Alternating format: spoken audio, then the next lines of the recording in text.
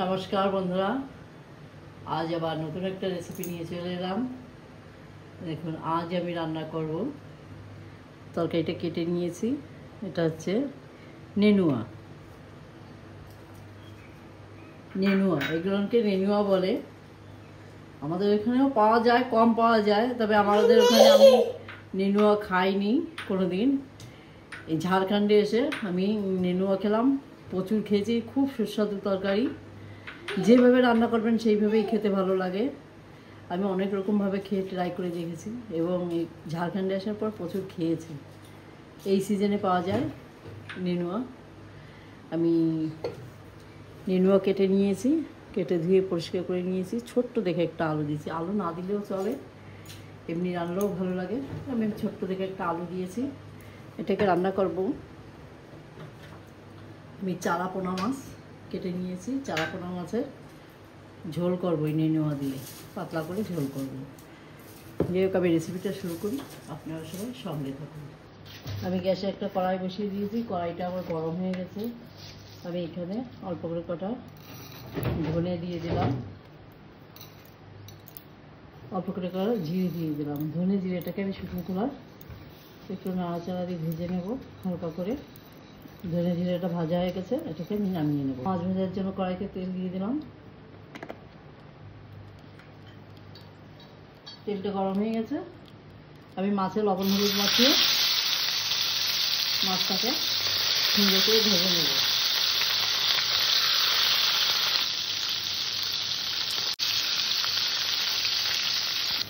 আবার মাছটা ভাজা হয়ে গেছে, মাছটা নামিয়ে নেব। আমি এই মাছ ভাজা তেলের ভিতরে আর একটু তেল দিয়ে দিলাম,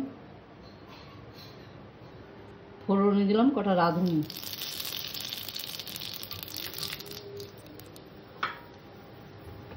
প্রথমে আমি আলু কটাকে একটু ভেজে নেব।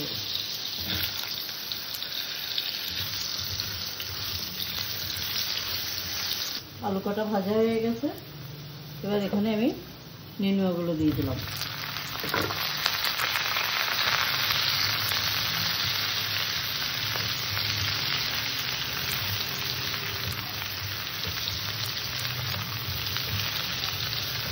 স্বাদ অনুযায়ী লবণ দিয়ে দিলাম,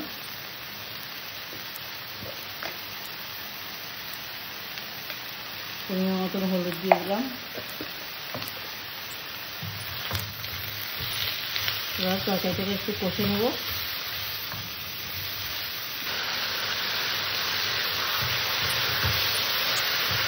আমার তরকারিটা কষা হয়ে গেছে, এবার আমি এখানে জল দিয়ে দেবো।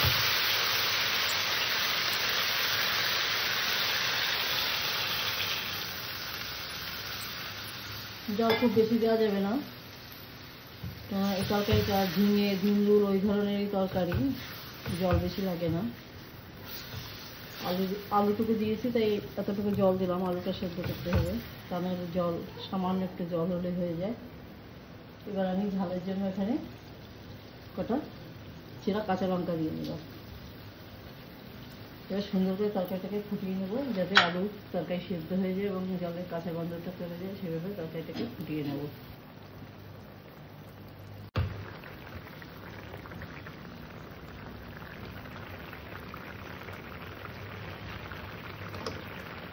ভেজে রাখা মাছ দিয়ে দিলাম।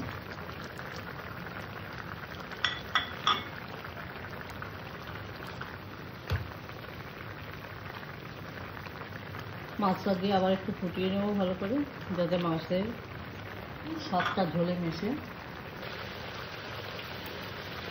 শুকনো খোলায় যে ধনে আর জিরে ভেজেছিলাম, সেটাকে আমি গুঁড়ো করে নিয়ে আসছি, এটাকে দিয়ে দিলাম।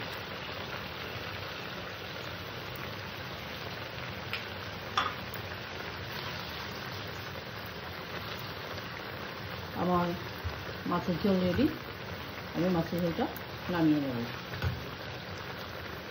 আমার আজকের রেসিপি ছিল চারাপোনা দিয়ে নেনুয়ার ঝোল।